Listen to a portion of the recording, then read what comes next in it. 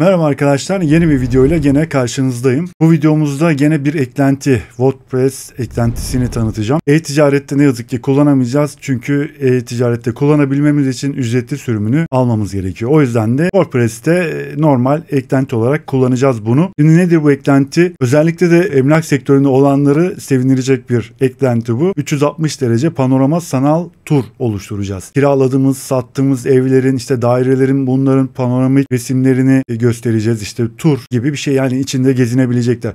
Sırf tabii ki emlakçılar için değil, farklı sektördeki kurumlar için de bunu kullanabiliriz. Yani bir otel olabilir, pansiyon olabilir, tatil yeri olabilir, işte ne bileyim araba bile olabilir. Bakın düşün, araba bile olabilir. Bunların sanal turlarını yapacağız arkadaşlar. Bir sanal tur oluşturacağız. İçinde mesela bilgi de verebileceğiz. Gösterdiğimiz resmin içinde resim olabilir, video olabilir, ondan sonra yazı olabilir. Bunların bile bilgilerini turumuzun içinde ekleyebileceğiz arkadaşlar. Güzel bir eklenti. Özellikle de bu emlakçı sektöründe olanlar sevinecekler bence. Çünkü şu an artık hemen hemen bütün emlak sitelerinde falan bu 360 derece turları gösteriyorlar arkadaşlar. Yani odaların, evlerin, işte binaların artık şeklini, şemalini hepsini gösteriyorlar detaylı olarak. İnsanlar için bence iyi. Fikir edinebiliyorlar en azından. Neden gitmeden de, yani en azından oraya, o mekana gitmeden önce fikir edinebiliyorlar. Yani nasıl bir yer olduğu, işte ne olduğu, bunları görebiliyorlar en azından. Uzun lafın kısası, bence hemen şey yapalım. Hatta şu anda videosu da, ufak bir video çekimi yaptım, demo. Kendi sayfamızda, emlak sayfamızda ben yapmıştım. Burada hatta yayınlıyorum şu an gördüğünüz gibi. Bir geliştiricinin sayfasına geçelim. Orada bir bakalım sayfaya. Ondan sonra da kendi sayfamıza bir geçeriz. Sonra da artık eklentiyi kurup bir tur oluştururuz. Hadi bakalım.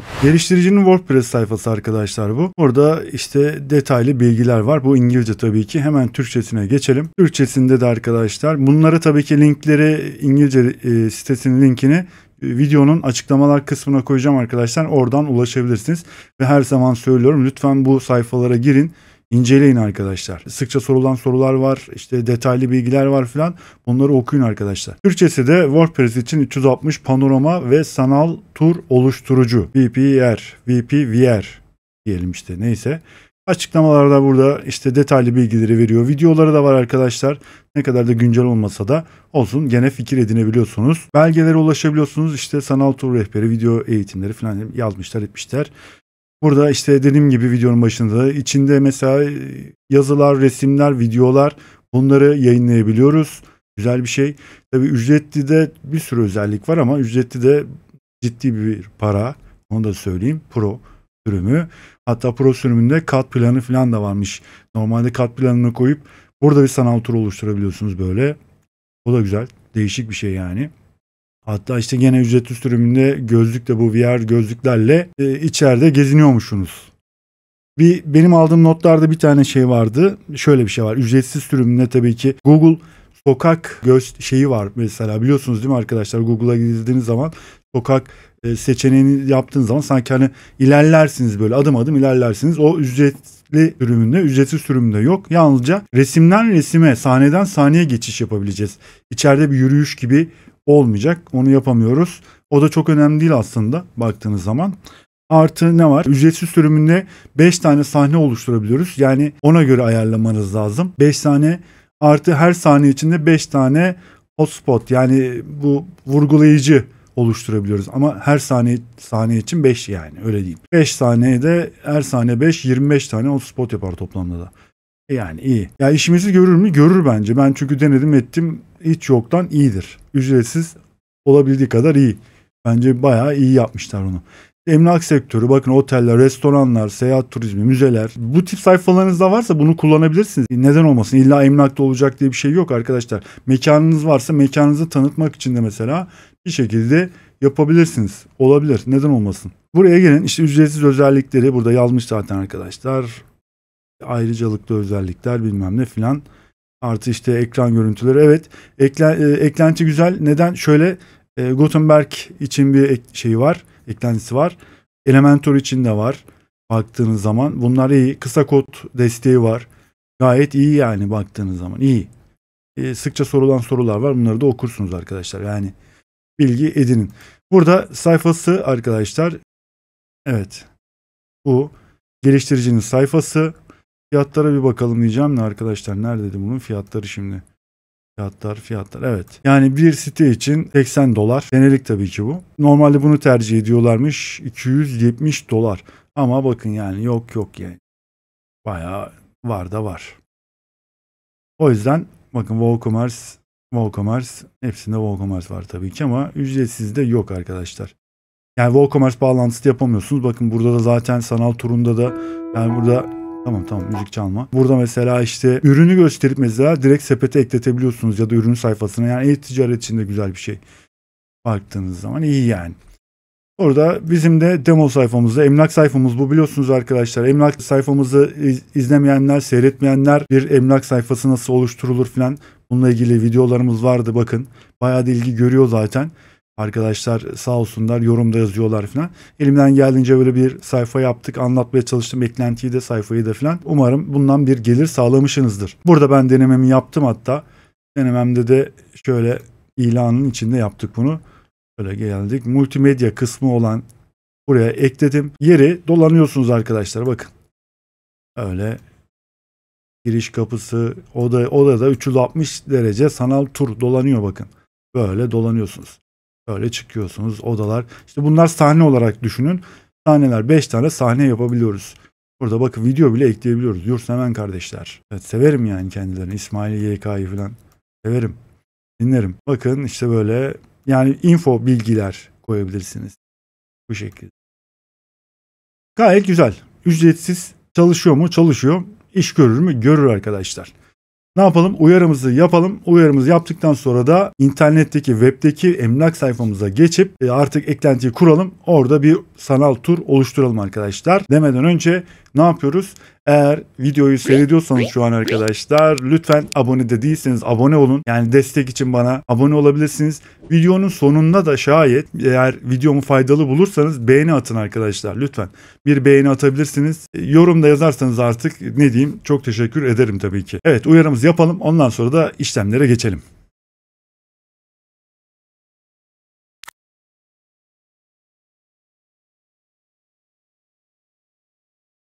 WordPress kontrol panelindeyiz. Şimdi ne yapıyoruz? Eklentimizi bir kuralım. Hemen eklentiler kısmına geldik. Yeni ekle diyoruz. Buraya arkadaşlar VPVR hatta şöyle yapalım. Şunu alalım. Kopyalayalım şöyle. Böyle. Kopyalayalım. Buraya yapıştıralım. Bakalım ne çıkacak.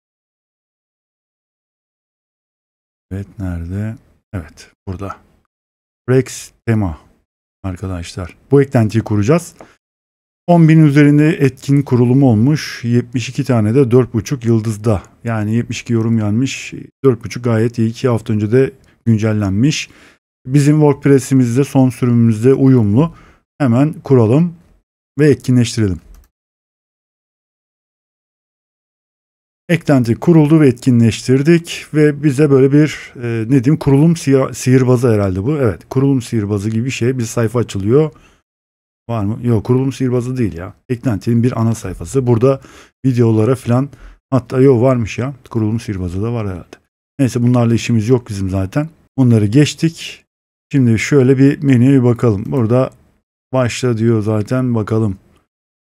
Bu şekilde bir sayfa. Burada işte video bilgileri ücretli ile ücretsiz ve ayarlar kısmı varmış. Ayarlarda şekilde.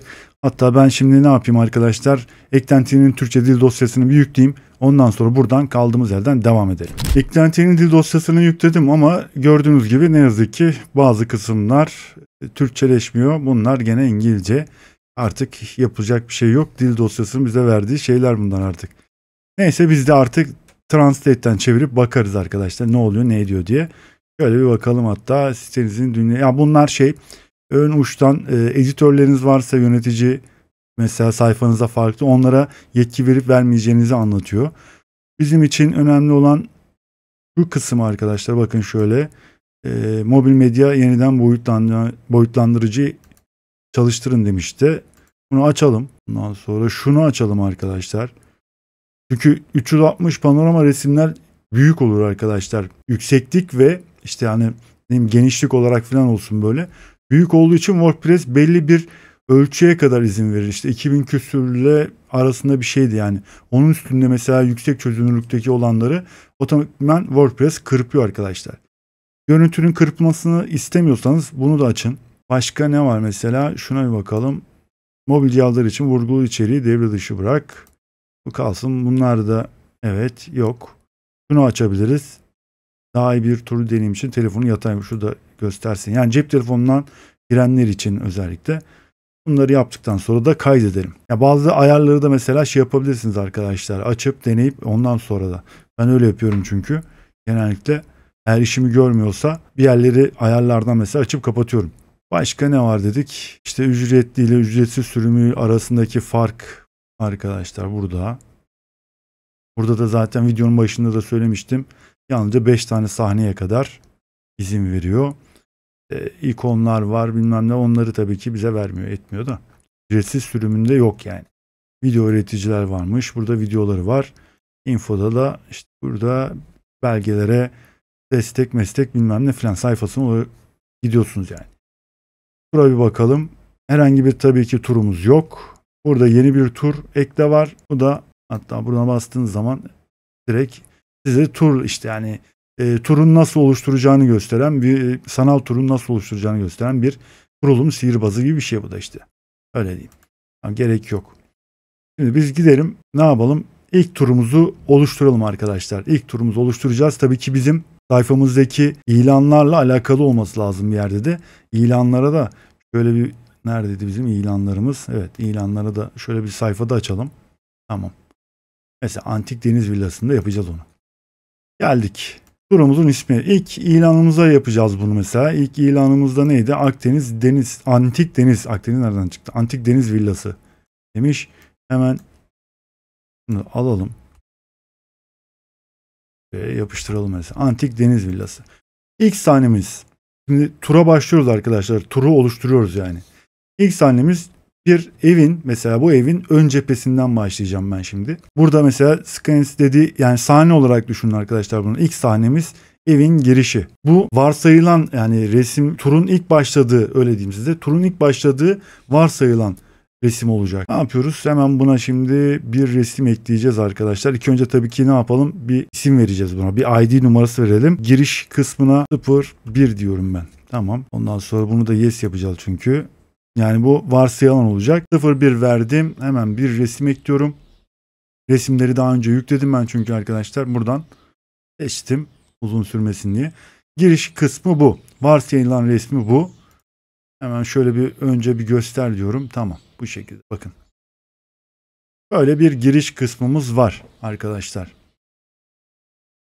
Ve diğer sahneleri ekleyeceğim. Yani ne var? İşte ne göstermek istiyorum? Salonu göstereceğim. Yatak odası ve mutfak arkadaşlar. Bunları da göstereceğim. Onlara da ID vereceğim. Tekrar yükleyeceğim. Ne yapıyoruz? Gene aynı yerdeyiz. Bakın aynı yerdeyiz. Artı şuradaki yukarıdaki işarete basın. İkinci resmimizi yükleyeceğim.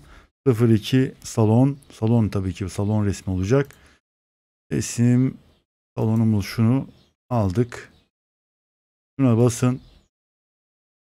Tekrar şöyle üstüne 2 defa da bastığınız zaman 2 numaralı salona gelir arkadaşlar. Bakın salon kısmı tamamdır. Üçüncü sahnemizi ekleyelim. Üçüncü sahnemiz mutfak. Buna da 03 diyorum. Resmi alalım.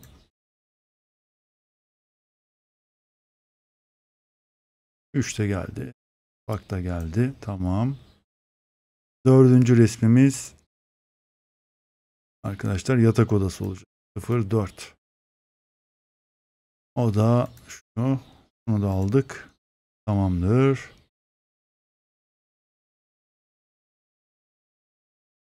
Yatak odası. Şimdi birinci sahnemize bir gelelim. Giriş kapımıza. Yani şu. Bu sahneler arasında geçişleri nasıl yapacağız arkadaşlar? Yani giriş kapısından salona, salondan yatak odasına, mutfağa nasıl geçilecek burada? Onu yapacağız.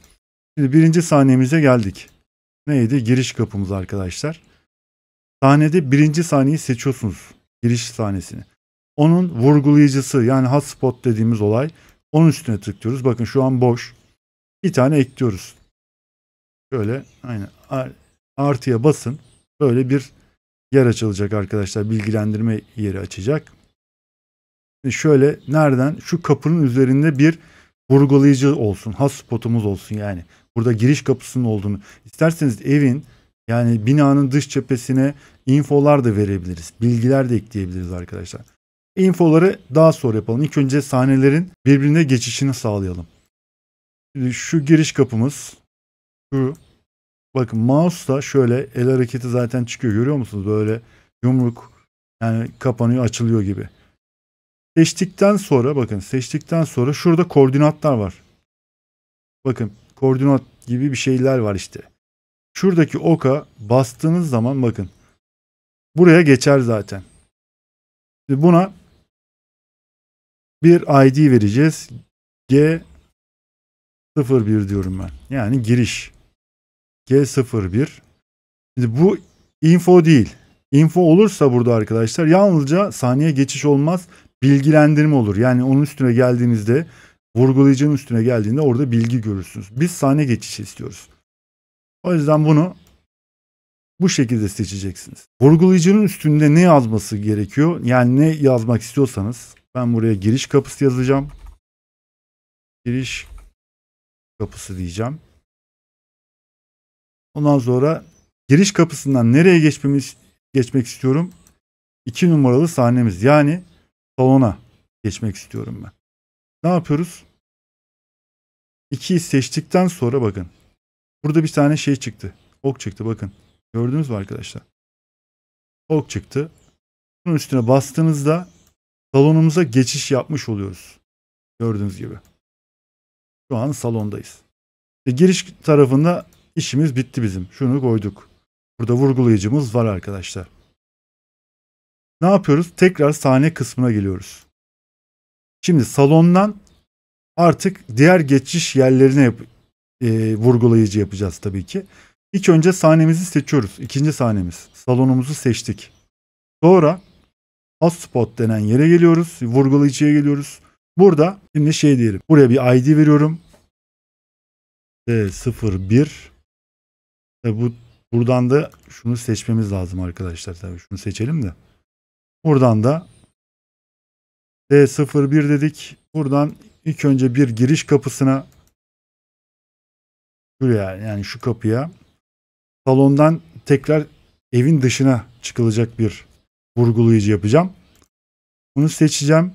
Gene burayı zaten işaretledik mouse'umuzda. Şuradaki koordinatları aldım. Çıkış diyelim ya da çıkış. Çıkış mı olsun? Çıkış. Çıkış olsun. Buradan birinci saniye evin ön cephesine geçiş olsun. Bunu göster diyorum şimdi. Geldik. Giriş kapısından girdik.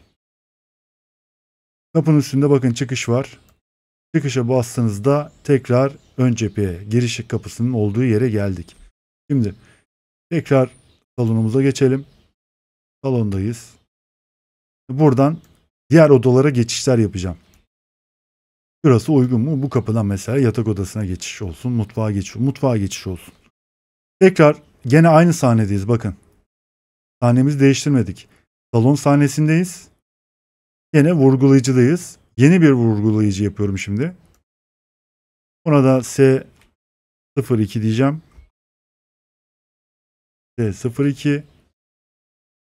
Şurası. Şu kapıyı alacağım. Onun koordinatlarını aldım.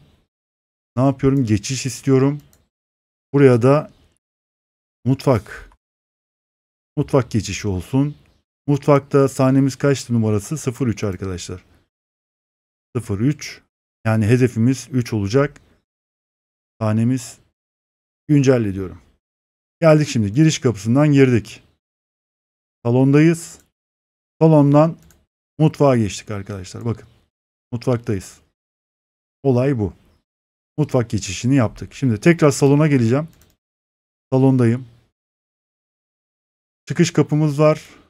Salonumuz mutfağı var. Mutfak geçişi var. Buraya da yatak şu kapıya da yatak odasının geçişini yapacağım şimdi. Tekrar geldim. Gene bakın hiç sahnede değişmedim. Vurgulayıcı da değişmedim. Yeni bir vurgulayıcı yapacağım. Geldik. Buna da Kaçtı arkadaşlar? 2 idi. Bu da 3 olsun. D03. Evet, kapımızın olduğu yeri seçtik. Koordinatları aldım aşağı. Oka bastım, direkt buraya geçti. Sahne geçişi olacak. Buradan da yatak odasına. Yatak odası dedim. Yatak odası da kaç? 4. Dördüncü sahneymiş. Güncelle diyorum. Şimdi giriş yaptık.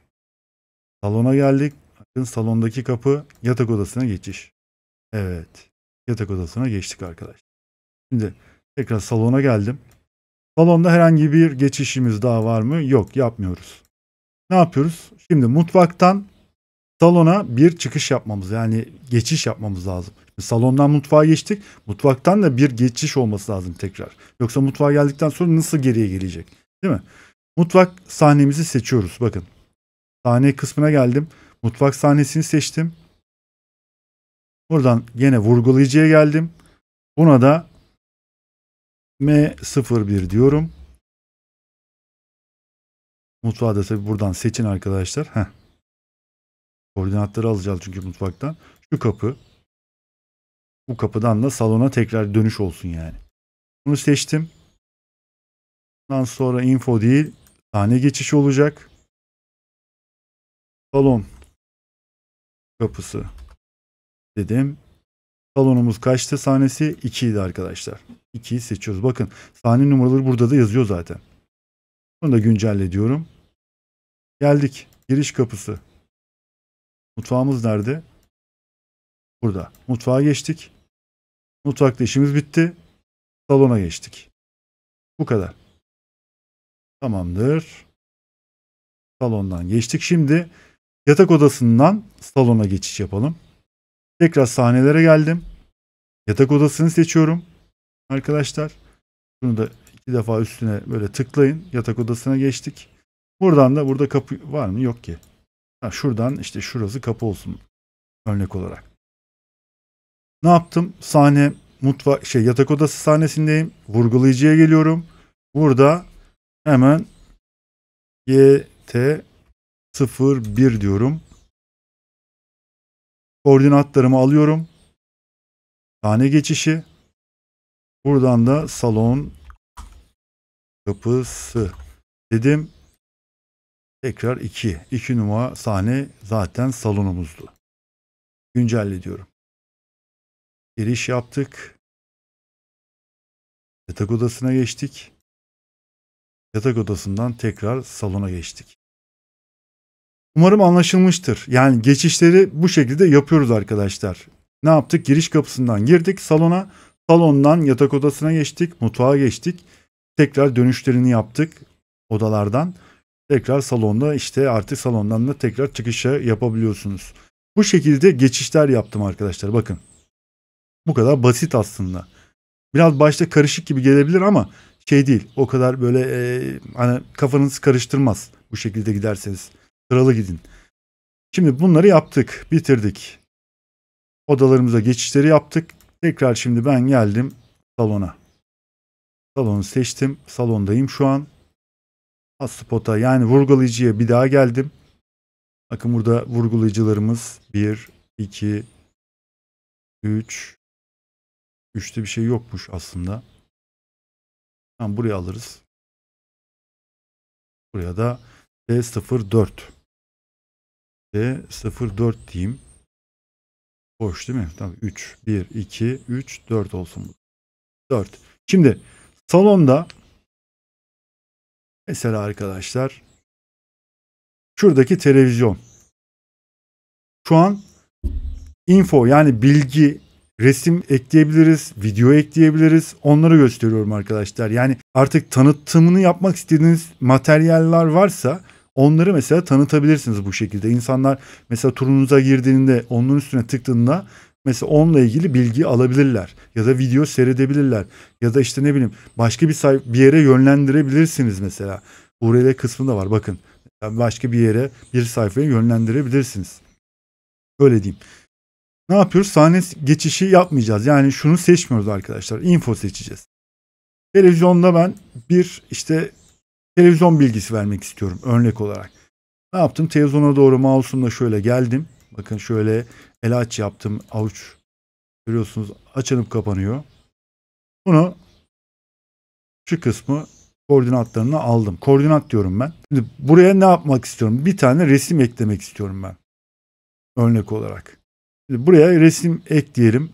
Nasıl ekleyelim? Üstüne direkt geldiğinde mesela on click ya da üstüne tıkladığında mı olsun? Öyle olsun. Burada mesela yüze şöyle bir güzellik yapmışlar mesela. Bir edit paneli var mesela arkadaşlar. Buradan yazı da yazabilirsiniz. Resim, video da ekleyebilirsiniz. Kod da ekleyebilirsiniz. Bir sürü şey yapabilirsiniz. Editör öyle diyeyim. Buradan şimdi bir tane resim ekleyeceğim. Evet, burada direkt resmin şeyini istiyor bizden. URL yani linkini istiyor. O da şöyle yapalım. Ortama geldik. Ortamdan mesela şunun linkini alacağım. Adresi panoya kopyala. Şu adres arkadaşlar.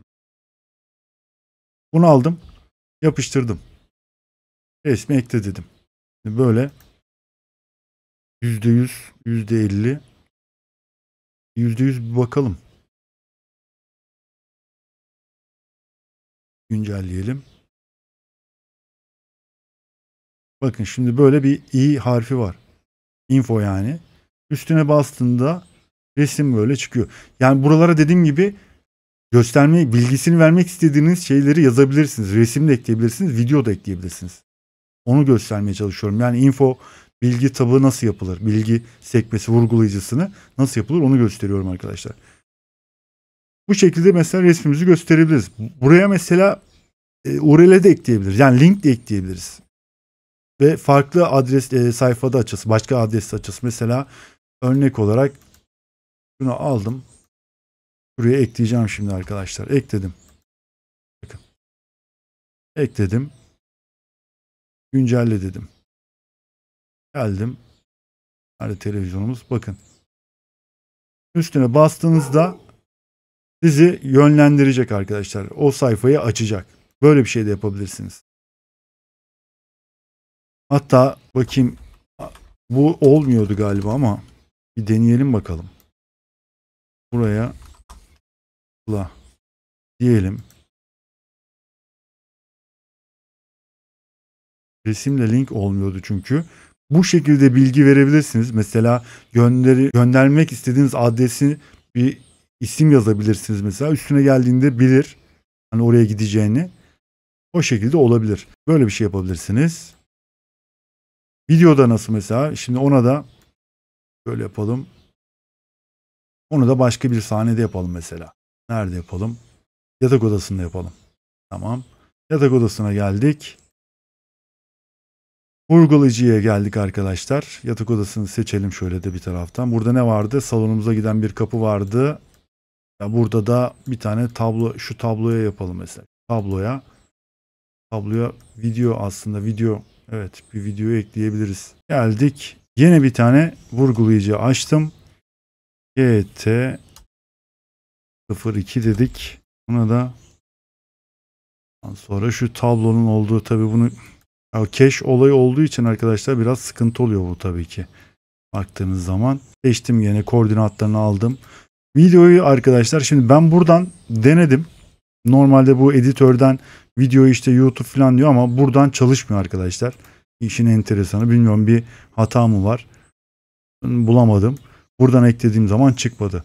Ben de şu şekilde gittim. Normalde geliştiricinin sayfasında da eski videolar olduğundan dolayı orada mesela farklı bir şekilde kodla paylaşıyor. Bir tane video, bu videoyu ben paylaşmak istiyorum. Paylaşa geldim. Bakın burada yerleştir dediği yere şunu değil. Bakın bu değil. Bu şekilde çalışmıyor. Bu linki aldığınız zaman çalışmıyor işte. Bilmiyorum, enteresan. Yerleştir dediğinizde kodları veriyor size. Preme kodları. Bunları kopyalayın arkadaşlar. Yani kopyalıyor zaten direkt. Kopyaladık. Geldik. Şuradaki bakın tırnak işareti gibi olanlar.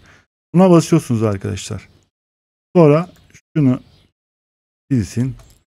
Şu iki P'nin arasına kodu yapıştırın arkadaşlar. Bu şekilde. Böyle de kapatın. Bakın video bu şekilde geliyor. Buradan eklediğimde olmadı arkadaşlar. Buradan linki eklediğimde olmadı. Bilmiyorum neden olmadı. Şimdi bunu bir güncelle diyelim. Geldik.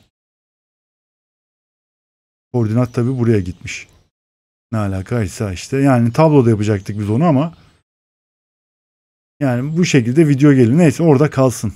Önemli değil. Videoyu da bu şekilde paylaşabilirsiniz. Videoları da paylaşabilirsiniz arkadaşlar. Böyle güncellediğim. Şimdi ne yaptık? Giriş kapımızı yaptık. Geldik salonumuza. Salonumuzdan bir çıkış kapımız var. Mutfağı var. Burada bir tane işte link vardı. Tıkladığı zaman işte gidiyordu. Link yaptık yani. Ondan sonra şöyle yatak odası dedik. Hatta bir tane tablo da yapsaydık ya. Bir tane de tablo yapalım. Tablo yapalım. Aynen tablo yapalım. Salona geldim. Alt spot. Bu neymiş? Tamam. 3, 4. Bakın bu da 5 olsun. 5 olsun. Aynen. T0, 5 diyorum buna da. Şuraya, şu tabloya, buraya koordinatlarını aldım. Buna da bir tane resim gerçi yapmıştık ya. Yapmadık mı? Yaptık ya arkadaşlar. Yaptık. Ama olsun bir tane daha yapalım. Neyse canım zararı olmaz. Ortama geleceğiz. Evet. Maalesef almıştık zaten. Şunu alalım. Aldık. Resme geldik. Buraya yapıştırdık. Tamam. Öyle diyelim. Tekrar salona geldik. Bakalım tablomuza. Aha. Bir tane tablo. Resmi işte. Bu şekilde. Ve güncelle diyelim. Şöyle burayı hallettik. Yani sahne kısmını hallettik. Vurgulayıcılarımızı da yaptık. Genel sekmesine bakalım. Şimdi genelde ne var? Genel sekmesi arkadaşlar. Şimdi bu ön cephemiz. Genellikle ön cepheden başladığı için hani böyle diyeyim giriş resmimiz. Diyor ki buraya mesela bir tane resim ekle diyor. Şunu alacağım. Gene ben giriş cephesini alacağım. Diyeceğim ki şöyle egzantrik bir şey yap. Bu şekilde dönerek başlasın. Nasıl? Daha güzel. Tur otomatik doldurma varmış. Basic kontrol buton. Şunlar arkadaşlar. Kontrol butonları.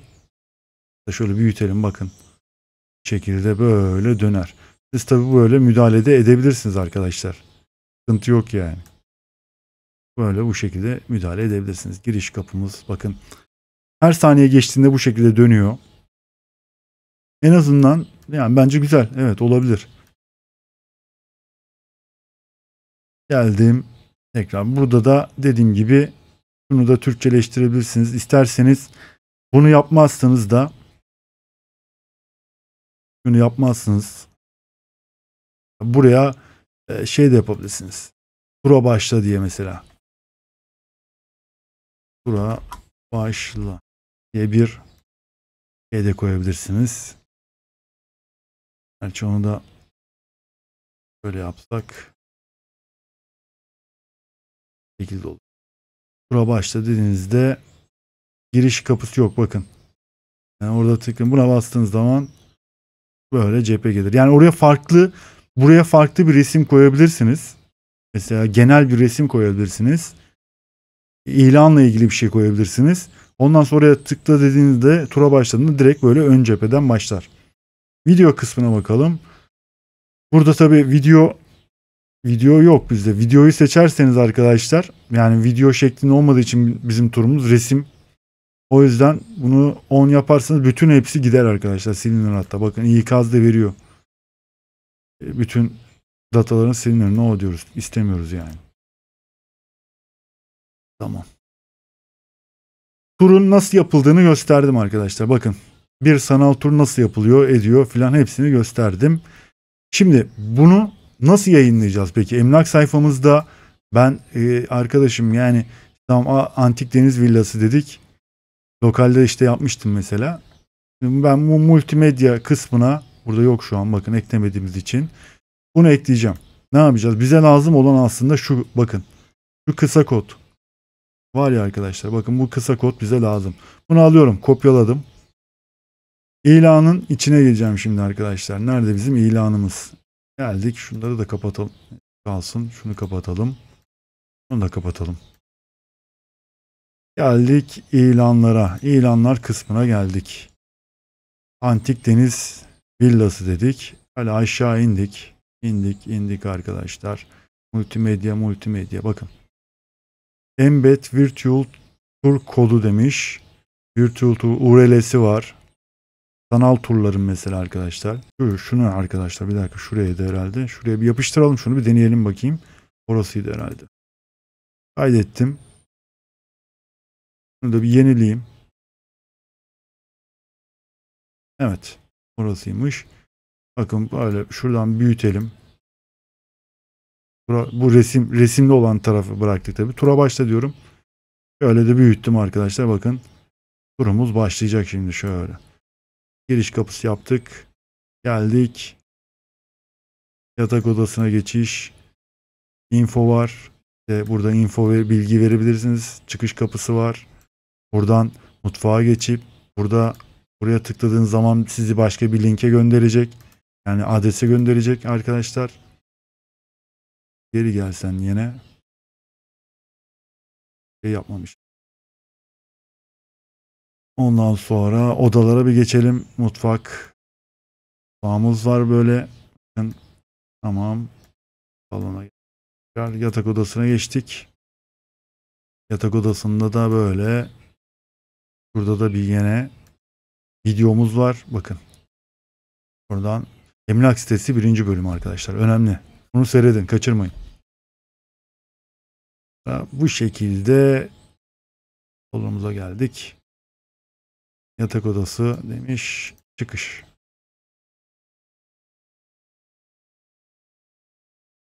Dediğim gibi buradan şuraya ekliyorsunuz. Kısa kodu arkadaşlar. Bakın kısa kodunu buraya ekledikten sonra ilanın artık multimedya dediği kısma çıkar arkadaşlar burada. Tur. Onun ismini de başlarında değiştirirsiniz zaten. Tamamdır.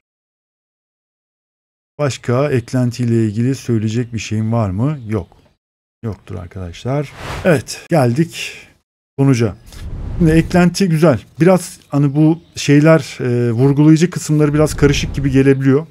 O sıralandırmayı iyi yapın arkadaşlar. Başta biraz ben orada sıkıntı yarattı bana. Aynı işte sahneleri unuttum bir de. Hangi sahnede çalıştığımı falan. Hangi sahnelerde çalıştığınızı unutmayın arkadaşlar. Vurgulayıcıyı yaparken muhakkak vurgulama yaptığınız sahneyi seçmeniz lazım. Önemli. Burası önemli. Burası çok önemli.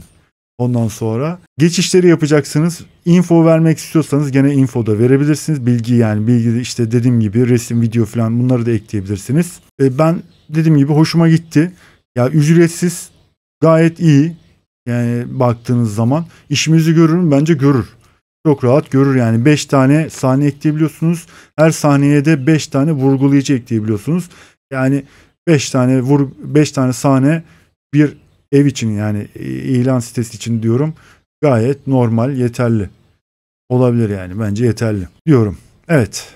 Umarım beğenmişsinizdir. Umarım da faydalı bulmuşsunuzdur bu videoyu. Buraya kadar eğer seyrettiyseniz teşekkür ederim arkadaşlar sabrınızdan dolayı. Yeni bir video gene gelecek tabii ki. Videolarımız devam edecek. Abone değilseniz de lütfen arkadaşlar destek için bakın.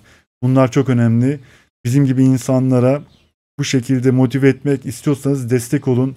Abone olun. Eğer beğendiyseniz, faydalı bulduysanız da beğeni atın. Yorumda yazarsanız da çok iyi olur. Çok iyi olur benim için. Daha fazla arkadaşımıza ulaşmış olurum. Cumhuriyetimizin 100. yılı da kutlu olsun. Nice 100 yıllara diyorum. Bir sonraki videoda görüşmek üzere. Kendinize iyi bakın. Hoşça kalın.